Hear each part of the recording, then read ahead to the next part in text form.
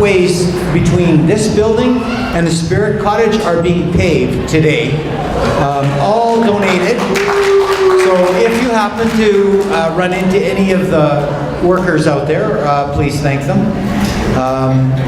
And I also understand that the pothole is being filled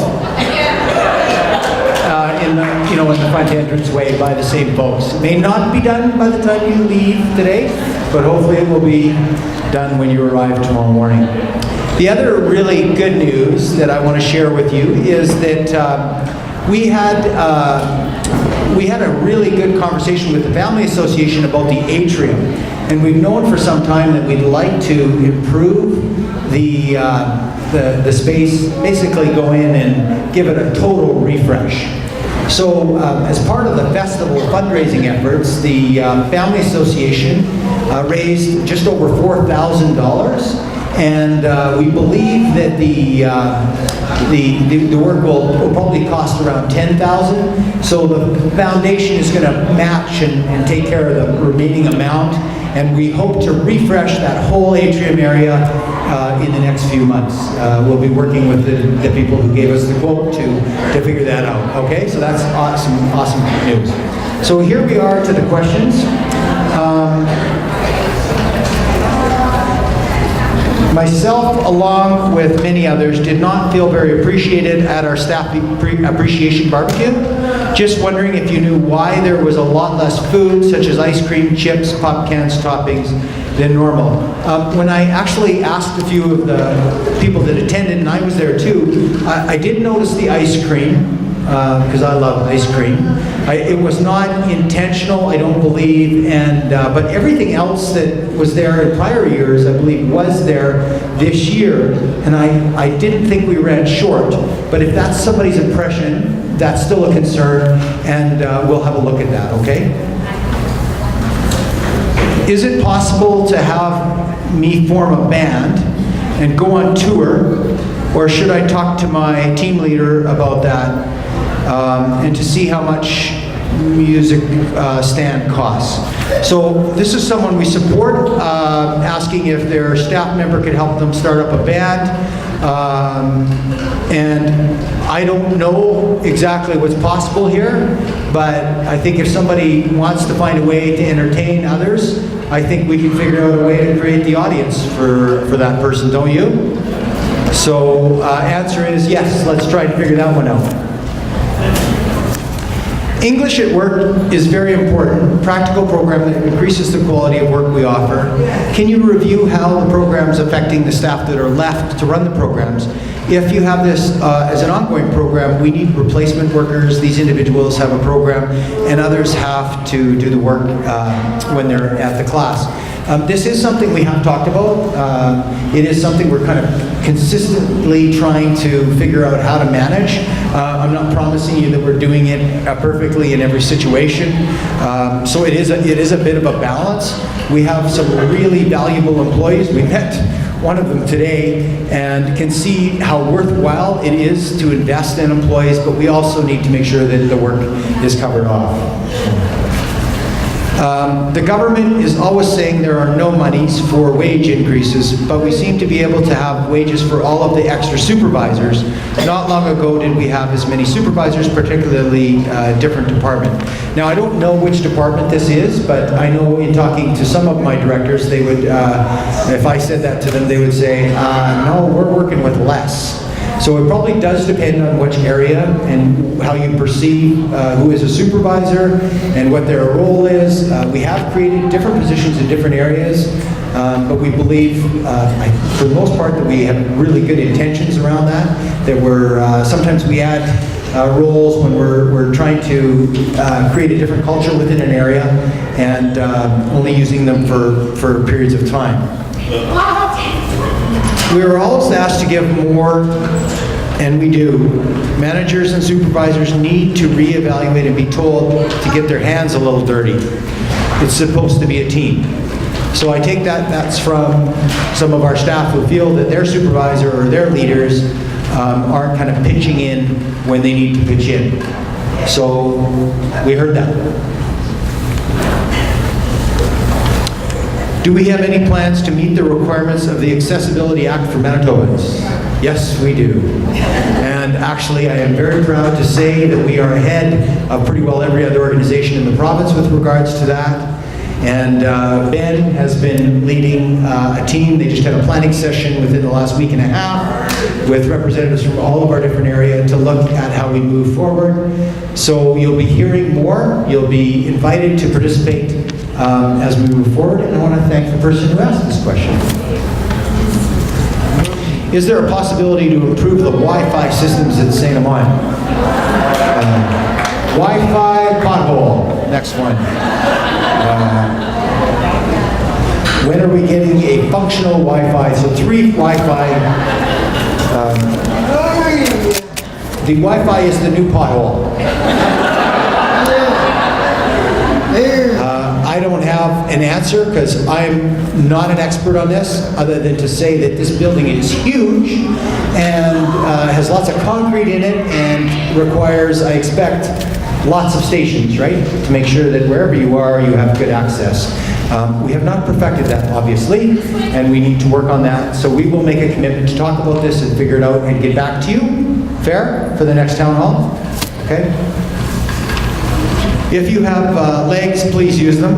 Our residents cannot walk. That's why we have elevators. It would be very respectful if people would get off the elevator when they see our wheelchair-bound residents waiting to get on. Yes. Thank you, Cindy.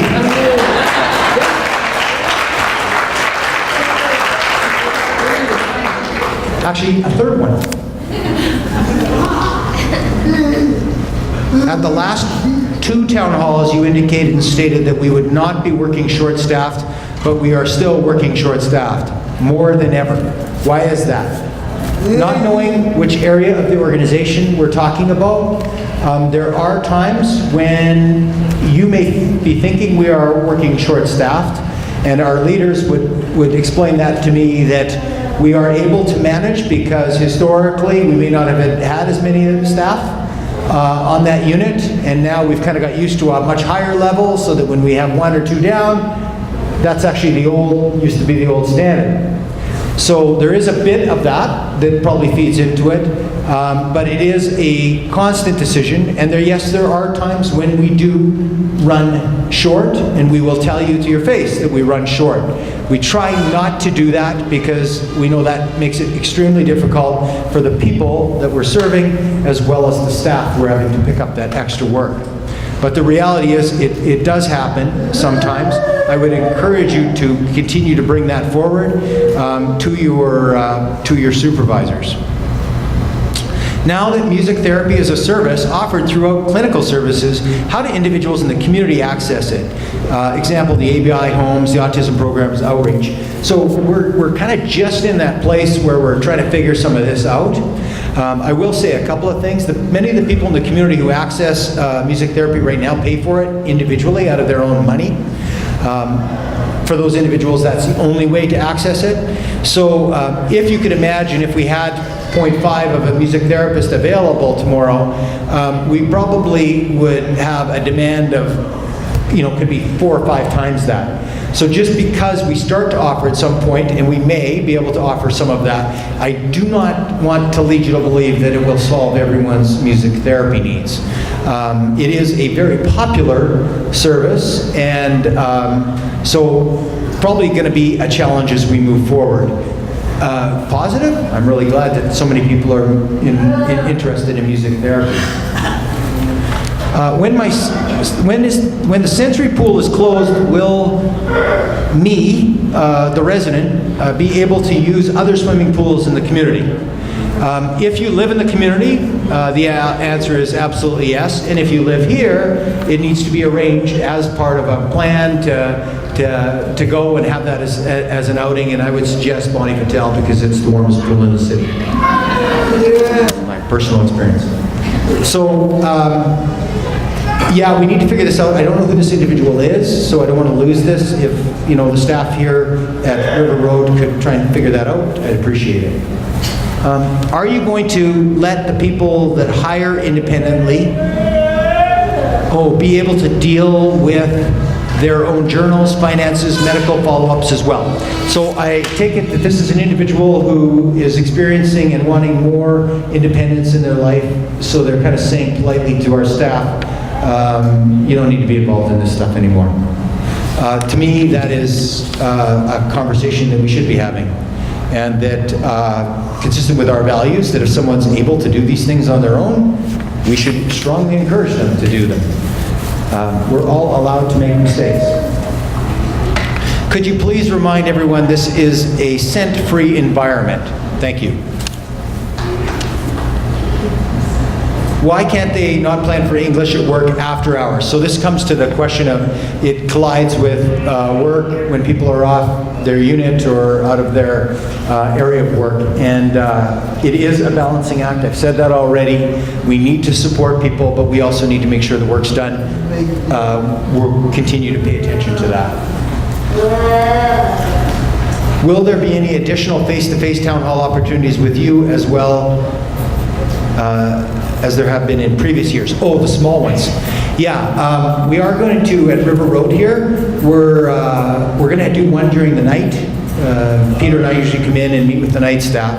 We're going to do an evening one, Peter, is that right? And are we, I think the weekend, no. We used to do one on the weekend, and we did them a few times, and there just wasn't anybody showing up. So it's not because we don't want to do them, and we would, actually, I just put this out there, if there's a group of staff that wants to invite us to come and meet with them because they feel that they're not getting a chance to talk, just extend us the invitation, and we'd be happy to do that. 3 East would like to know why it is permissible for the 4th floor to wear perfume. So scent-free, right? Just a reminder. Why can't we have more flu clinics to accommodate more staff and nights meetings, town hall? It just so happens that we have a flu clinic on November the 2nd here from 4 to 7 in the gym, and it is open to all of you, to friends, to family, to community. Is that fair? Yes? Okay. So November 2nd, from 4 to 7 p.m. in the gym. Yeah.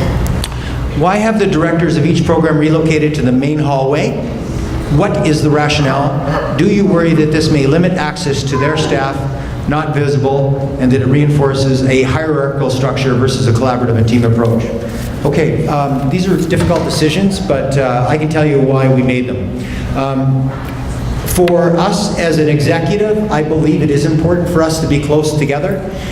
Most of the directors in this organization have a multitude of roles, but one of the most critical ones that they do have is, and they share it with myself and Shirley, is that we spend a considerable amount of our time talking to funders, talking to other partners, and focusing on the larger issues of the organization that are organizational in nature, that require us to be in constant contact with our directors in finance and HR, etc. So being together allows us to be a fully functioning team. We have an executive meeting every Thursday. It used to be a long time ago, every couple of weeks. I believe that in order for a team to be functional, it needs to be together, it needs to spend time together, and that is the major rationale. All of the directors have senior managers or senior staff that are closer to the staff and that are available to them to deal with any specific issues. Your director is still accessible to you. He or she may be in a different building, and for many of our staff today, that is a reality. Most of the staff are working actually out in the community for the community residential program or community services or autism. So that is my explanation for why we're together, and I know that feels like you may have a loss if your director moved into our hallway, but it is important for those reasons. And then it would also be important, how do we build those bridges if you feel that, they're not there? And if you have any suggestions, please let me know. I think most of our directors are, in attending meetings on a regular basis, doing walkabouts and trying to connect with people. Sometimes it's more challenging, like I'll use the example of the night staff and the evening staff here. We have to be very purposeful if we want to go and talk to them. Are there more opportunities for staff to receive their flu shot? Yep, okay, I think I covered that one. Example, the FM Cafe to capture our CRP. I don't think we have a flu shot at our FM Cafe right now, right? Good suggestion. Maybe we can figure that out for future. Is it possible to use the St.Amant bus for special group outings by CRP? There are many times those individuals in wheelchairs can't attend functions as they have no access to transportation. Simple answer is the transportation, the buses, the vans that St.Amant owns are to be used by St.Amant as an organization, and if that makes sense, yes, we can try and do that. But we try and have lots of vans available to the community people too. How can I have better access to the Wi-Fi? Wi-Fi, that's 4. Many of our services have long wait lists, autism programs, clinical services. What is being done to address the long waits? On the autism side, constant advocacy at the political level. Our board is involved in that, parents are involved in that, and I am involved in that. With clinical services, we have waits in some areas of up to 2 years now.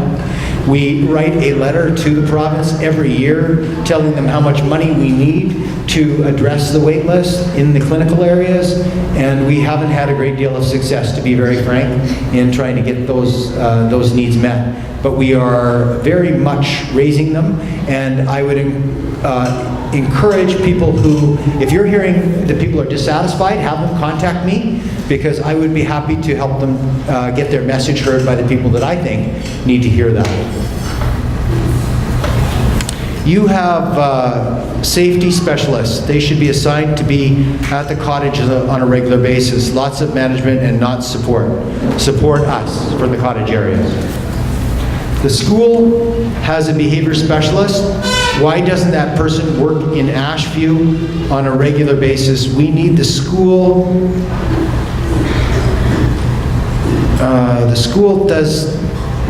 Oh, sorry, I can't read that. You tell people we are experts, please support us and pay us as experts. If we are important to you, can direct funds for support workers. The wages that people get paid in this organization at the direct service level, you just heard me earlier on refer that we're constantly advocating for higher wages. There is quite a significant gap between direct service workers who work, for instance, from the health side of our agency or organization and the family services side, and we're trying to address that gap also.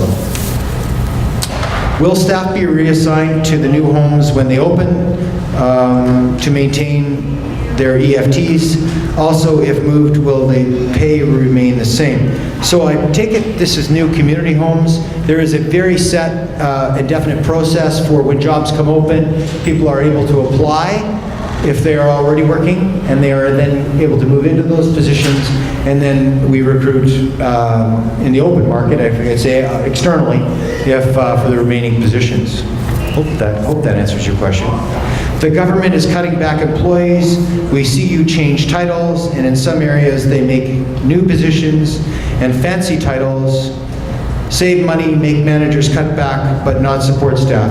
Use money to support us, support staff, not just so they avoid admin work. Okay, I can tell you, and I'm not going to get specific, but there are areas where we have made conscious decisions to cut back at the supervisory and leadership level, and those cutbacks have occurred in the last year. So I do not believe we have made any cuts at the direct service level in any part of this organization that I'm aware of. So we have cut back in some of our supervisor and leadership positions in some areas, but we have not cut back in our direct service. It may feel like that to some people. I don't want to take that away if there are specific issues in a particular area. Is there going to be people I should hire to put for more community homes when and since they will be equally placed out of River Road facility, where there'll be a VIA as well as volunteering for me supports? Sorry.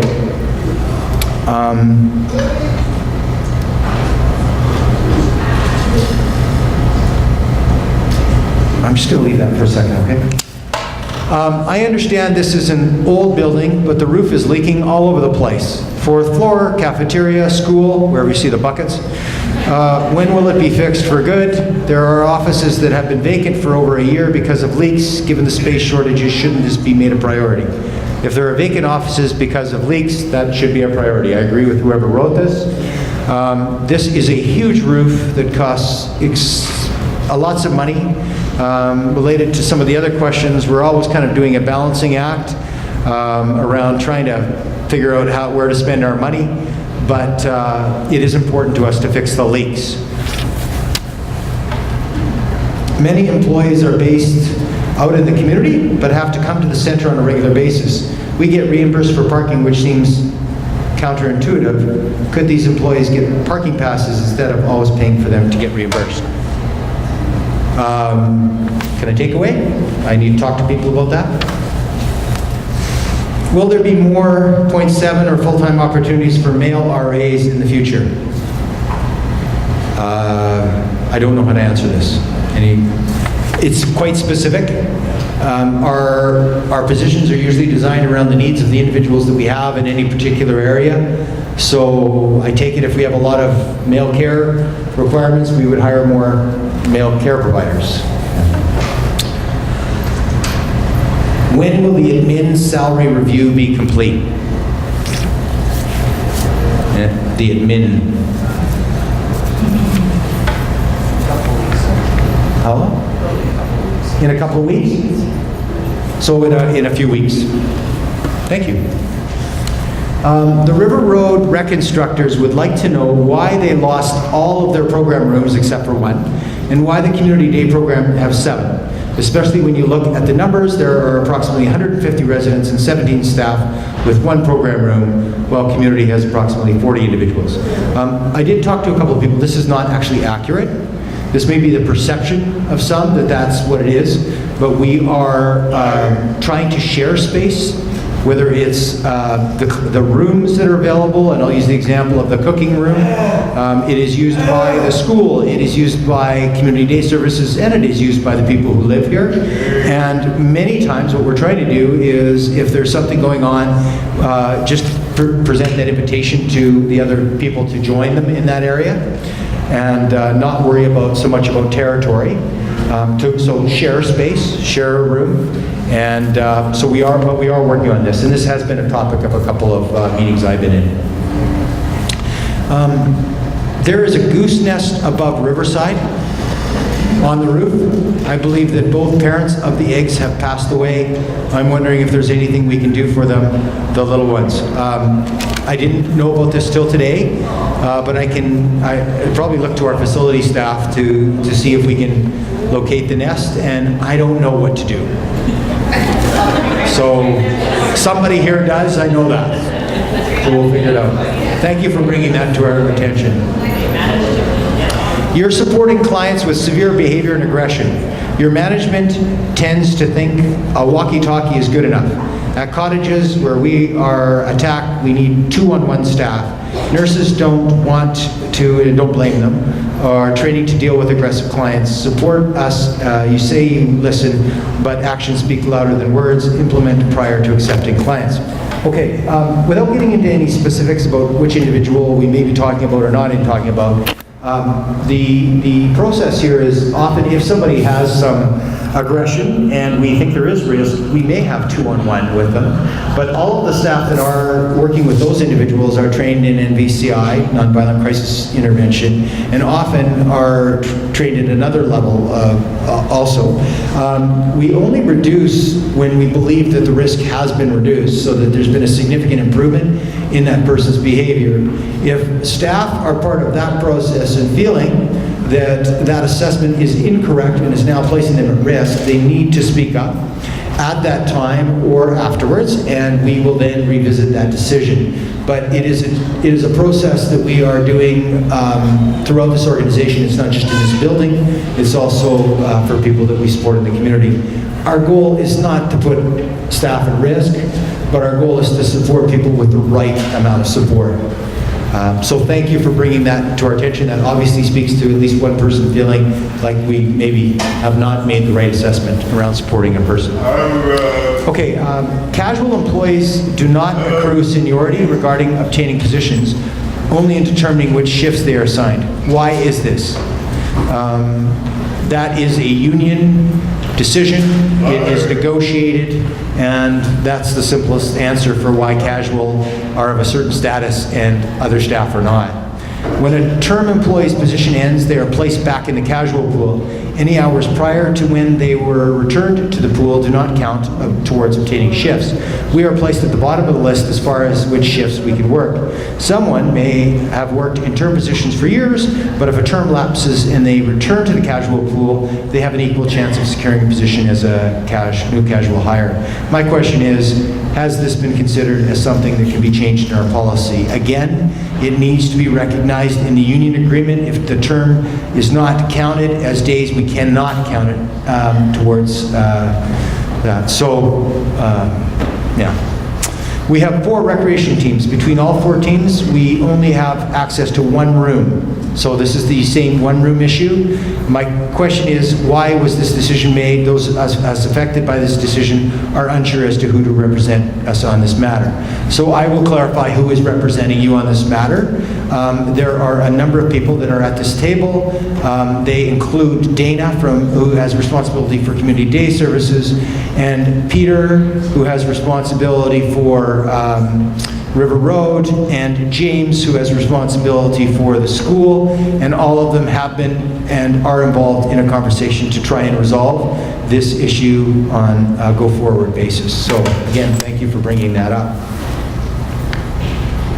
I think, yes, do I have any other questions for anyone? Any from the, okay.